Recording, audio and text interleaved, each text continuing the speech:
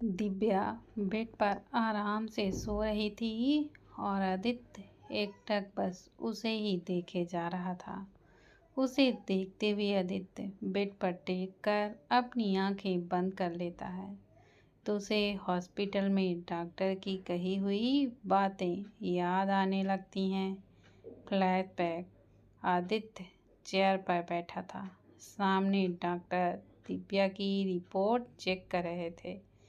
कुछ देर तक देखने के बाद डॉक्टर रिपोर्ट को टेबल पर रखकर आदित्य को देखकर कहते हैं, मिस्टर सिंघानिया, हमें आपकी वाइफ दिव्या सिंघानिया के हेल्थ के बारे में कुछ आपसे डिस्कशन करनी है।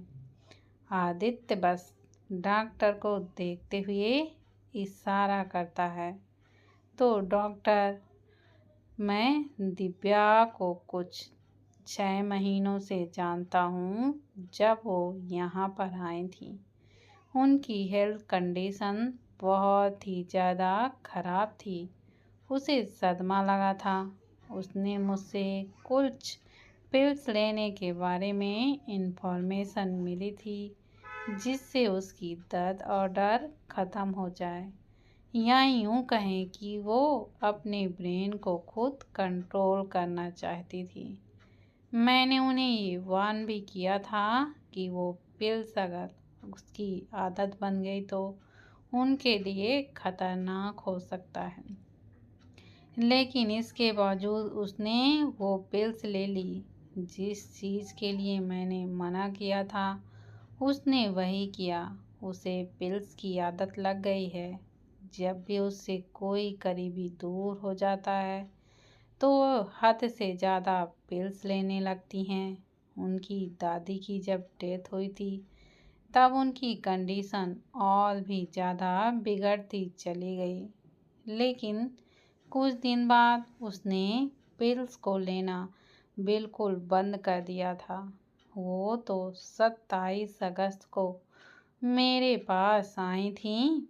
तब मैंने उसकी कंडीशन बिल्कुल ठीक थी, लेकिन कुछ 1 महीने बाद उसने फिर से पिल्स लेना शुरू कर दिया और इसी वजह से उसकी ब्रेन अब धीरे धीरे काम करना बंद कर रही है। मैंने उसे भी कहा है कि अगर उसने पिल्स को लेना बंद नहीं किया तो वो ज़्यादा समय तक जी नहीं पाएंगी, लेकिन उसने मेरी बात मानी नहीं और लगातार पिल्स लेती रहती हैं। अब उसका रिजल्ट ये आया है कि अब कुछ ही महीने में उसकी डेथ भी हो सकती है। उनके मरने के चांसेस 90% हैं और जीने के सिर्फ 10%। यह सुनते ही आदित्य की दिल की धड़कन धक सी रह जाती है। जहाँ तक उसे याद है उसने तो कभी भी दिव्या को कोई पिल्स लेते हुए कभी भी नहीं देखा। इसके अलावा दिव्या हमेशा बिल्कुल नॉर्मल ही होती है। उसे देखकर कोई नहीं बता सकता था कि उसे हेल्थ कंडीशन सही नहीं है। और जिस डेट की डॉक्टर बात कर रहे थे वह है उस आदित्य और दिव्या के साथ रहा करता था। उसके 1 महीने बाद ही तो आदित्य ने दिव्या को डिवोर्स पेपर भेजे थे, जिससे दिव्या को सदमा लगा था। इसका मतलब ये था कि दिव्या ने उसके बाद से ही वो पिल्स लेनी शुरू कर दिए थे। आदित्य कुछ देर सोचने के बाद पूछता है, इस पिल्स को लेने के बाद बिहेवियर में कोई चेंजेस होता है कि नहीं? डॉक्टर हमें सिर हिलाते हुए कहते हैं, जब ये पिल्स रिएक्ट करती है तो उस इंसान का बिहेवियर चेंज होता है। आपने शायद ध्यान दिया हो, जब दिव्या किसी दर्द में होती है तो वो तुरंत उस दर्द को भूल जाती है और फिर बिल्कुल नॉर्मल बिहेव करने लगती है। यह सुनते ही आदित्य को दिव्या की हर एक हरकतें याद आने लगती हैं, जब ये दर्शा रही थी कि दिव्या हमेशा पिल्स लिया करती थी। यह सब समझते ही आदित्य के चेहरे के एक्सप्रेशन एकदम से चेंज हो जाते हैं। डॉक्टर आदित्य को देखते हुए फिर से कहते हैं, वैसे तो बचने के चांसेस बहुत कम हैं, लेकिन आप उसके चांसेस बढ़ा सकते हैं। सबसे पहले तो दिव्या को पिल्स लेने से रोकना होगा और उसे ये एहसास दिलाइए कि उसका जो भी डर है वो बिना मतलब का ही डर है। मेरे हिसाब से तो दिव्या आपसे दूर होने से ही डरती है, तो आप कुछ ऐसा कीजिए जिससे उसे ये ना लगे जाए कि उसे आपको कोई छीन रहा है या आपको कोई छीन सकता है।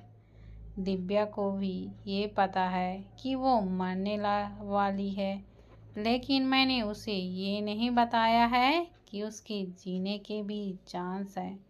और मैं तो यही बोलूँगी कि आप भी उसे ये ना बताएं, बल्कि उसके सामने ऐसे दिखाएं जैसे कि वो 100% मरने वाली ही है, वरना वो फिर से लापरवाही करेगी और अगर ऐसा हुआ तो हम कभी उसे बचा नहीं पाएंगे। फ्लैशबैक एंड आदित्य सब सोचते हुए फिर से एक बार दिव्या को देखने लगता है। तभी उसका फ़ोन रिंग होता है। आदित्य बेड से उठकर फ़ोन को रिसीव करके बालकनी की तरफ चला जाता है। कुछ मिनट बाद दिव्या नींद में ही बेड पर हाथ से आदित्य को ढूंढने की कोशिश करती है, लेकिन हर तरफ हाथ फेरने पर भी उसे आदित्य कहीं भी नहीं मिलता। दिव्या झट से अपनी आंखें खोलती है और आदित्य को जोर से आवाज़ देते हुए बुलाकर उठकर खड़ी हो जाती है। आदित्य जल्दी से बालकनी से अंदर आता है तो दिव्या झट से आदित्य से लिपट कर कहती है, आप मुझे छोड़कर क्यों जाते हैं? आदित्य दिव्या के बालों पर हाथ फेरते हुए उससे कहता है, मैं तुम्हें छोड़कर कहीं नहीं गया हूँ। अब दिव्या शांत सा आदित्य के गले लगे हुए रहती है। आदित्य दिव्या से, वाइफी रूमी का बेबी हुआ है, हमें जाना होगा। दिव्या जैसे ही यह सुनती है झट से आदित्य से अलग होकर खुशी से कहती है, तो चलिए, आप किसका इंतज़ार कर रहे हैं, चलिए जल्दी। बोलते हुए दिव्या आदित्य को खींचते हुए लेकर जाने लगती है। हॉस्पिटल में रूमी बेड पर लेटी हुई थी। उसके चेहरे पर आज एक अलग तरह का ही नूर था। गौरव रूमी के सामने ही बैठा था। सभी एक एक करके बेबी को गोद में उठा रहे थे। वहीं सबको ऐसा करता देख रूमी के होठों से मुस्कुराहट जा ही नहीं रही थी। रूहानी बेबी को गोद में लेकर खुश होते हुए कहती है, देखा रूमी, मैंने कहा था ना कि बेबी बॉय ही होगा। इतना बोलते हुए रूहानी बेबी के नाक पर अपनी नाक से टच करती है। रूमी मुस्कुराते हुए बस अपना सिर हाँ में हिला देती है। बिल्कुल शांति सा बेबी रूहानी को ही देखे जा रहा था। तभी बाहर से नाराज़गी भरी आवाज़ आती है, पहले मुझे बेबी को देखना था। सब आवाज़ की तरफ देखते हैं जहाँ पर दिव्या खड़ी थी। दिव्या रूहानी के हाथ से बेबी को देखकर जल्दी से उसके पास जाती है और उसे गोद में ले लेती है। बेबी को गोद में लेते ही दिव्या के चेहरे पर सुकून भरी मुस्कान आ सकती है।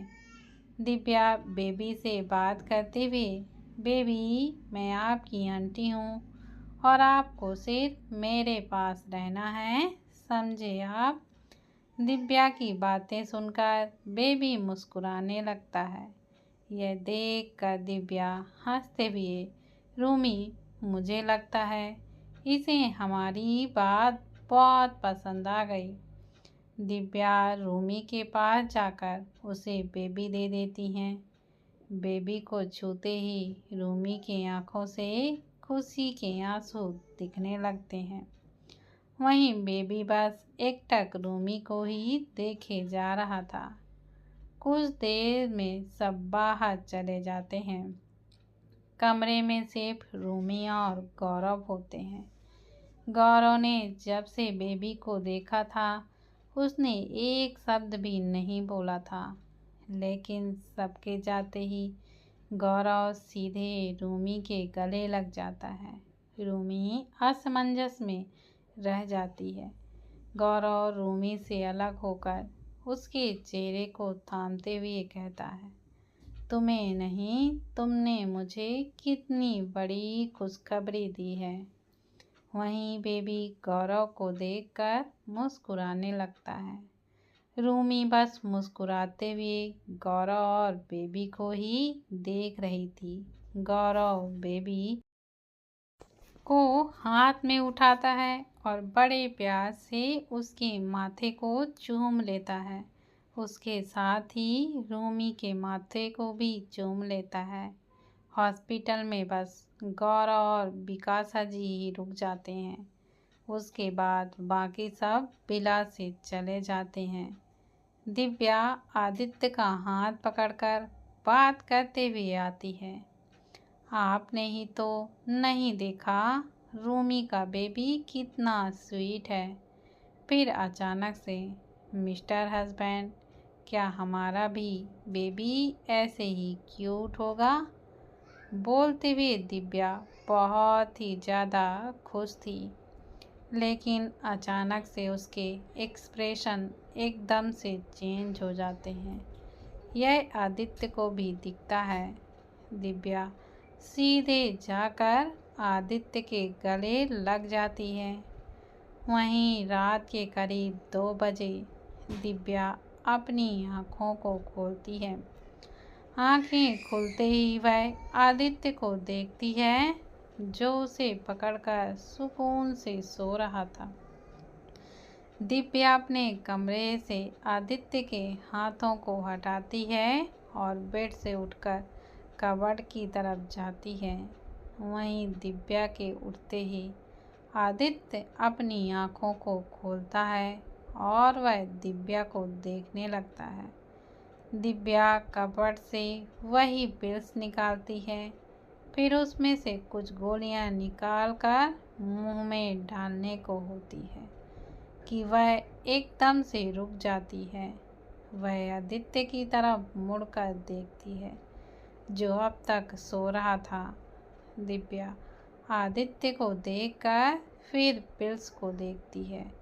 वह तुरंत ही पिल्स को अंदर रखकर कबर्ड से बहुत सारे पिल्स की बोतल को उसमें से निकालती है और फिर सीधे वॉशरूम की ओर चली जाती है।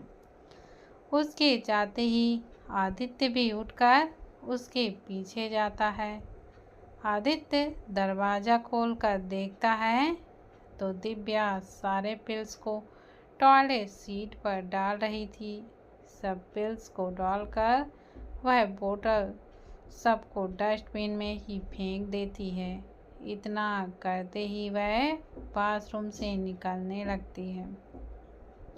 आदित्य जल्दी से जाकर बेड पर लेट जाता है और अपनी आँखों को बंद कर लेता है। दिव्या आती है और आदित्य से फिर से लिपटकर अपनी आँखों को बंद कर लेती है। कुछ ही पल में वह आँखें खोलती है, फिर आदित्य के चेहरे को छूने लगती है। चेहरे को छूते हुए वह धीरे से कहती है, मुझे मरने का डर नहीं है, डर है तो बस आपसे दूर जाने का। मुझे पता है मैंने बहुत ही बड़ी गलती कर दी है। मेरी ज़िंदगी बस कुछ ही पल आपके साथ होगी, लेकिन मैं आपके साथ जीना चाहती हूँ, हमेशा हमेशा के लिए। मैं खुद को मिटने नहीं दूँगी, मैं जीऊँगी, मैं आपके लिए ही जीऊँगी। अगली सुबह आज सगाई थी तो सभी तैयारियों में लगे हुए थे। इसके साथ ही रूमी का डिस्चार्ज भी हो चुका था और वह वापस आ रही थी। दिव्या ड्रेसिंग टेबल के सामने अपने गीले बालों को सुखा रही थी। तभी आदित्य दिव्या के कमर से होते हुए पेट पर हाथ रखता है। दिव्या आईने से आदित्य को देखने लगती है। आदित्य अपनी चिन को दिव्या के कंधे पर रखकर आईना में दिव्या को देखते हुए उससे कहता है, वाइफी, मैं ऑफिस जा रहा हूँ। दिव्या मुस्कुराते हुए आदित्य की तरफ मुड़कर अपने हाथों को आदित्य के गले पर लपेट लेती है। आदित्य दिव्या को कमर से पकड़ लेता है। दिव्या कहती है, आपको पता है ना, आज हम सबकी इंगेजमेंट है। अगर आपने 1 मिनट भी लेट किया तो फिर मैं शादी में आपको पूरे 1 दिन का वेट करवाऊंगी, समझे आप। आदित्य दिव्या को और करीब खींचकर दिव्या के नाक को खुद के नाक से टच करते हुए कहता है, तुम्हें नहीं लगता तुम मुझे कुछ ज़्यादा ही धमकी देने लगी हो। दिव्या एक ही तो हस्बैंड है मेरा, अब उस पर तो इतना हक जमाना तो बनता ही है ना। बोलते हुए दिव्या आदित्य की तरफ देखते हुए वह मुस्कुराने लगती है। आदित्य दिव्या की आंखों में देखते हुए उससे कहता है, चाहत इस कदर बढ़ने लगी है कि तुम्हारे जीने के साथ ही जीना मंजूर है हमें। अगर तुम नहीं तो मैं भी नहीं। तुमसे जुदा होना मेरे आलम में ही नहीं, खुद को मिटाकर भी बस तुम्हारे साथ रहने की चाह है। दिव्या एकटक आदित्य को देखती रहती है। आदित्य, अगर डर है तो सिर्फ तुम्हें खोने से। अगर तुम्हें गलती से खो दिया तो मौत से भी बदतर जिंदगी हो जाएगी मेरी। लेकिन मुझ में इतनी ताकत नहीं है कि मैं तुम्हारे बिना जी पाऊँ। जिस वक्त वो पल आएगा जो तुम्हें मुझसे छीन लेगी, उसी पल तुम्हारे हाथ पर अपने हाथ थामे मैं आखिरी सांस ले रहा हूँगा। आदित्य की ऐसी बातें सुनकर दिव्या आगे बढ़कर आदित्य के माथे पर किस करती है, उसके दोनों गालों पर किस करती है, फिर उसके होठों को किस करने लगती है। आदित्य आंखें बंद करके दिव्या को किस में साथ देने लगता है। आदित्य और दिव्या एक दूसरे को पैशनेटली और डीपली किस कर रहे थे। आदित्य का एक हाथ दिव्या के पीछे से गर्दन पर पकड़े हुए थे और दूसरे हाथ से वह दिव्या की कमर को कसकर पकड़ा हुआ था। वहीं दिव्या के दोनों हाथ अब भी आदित्य के गले पर ही लिपटे हुए थे। आधे घंटे बाद दोनों एक दूसरे के होठों को छोड़कर एक दूसरे की आंखों में आंखें डालकर देखने लगते हैं। बहुत देर तक देखते रहने के बाद आदित्य दिव्या के माथे पर किस करते हुए कहता है, अपना ख्याल रखना वाइफी।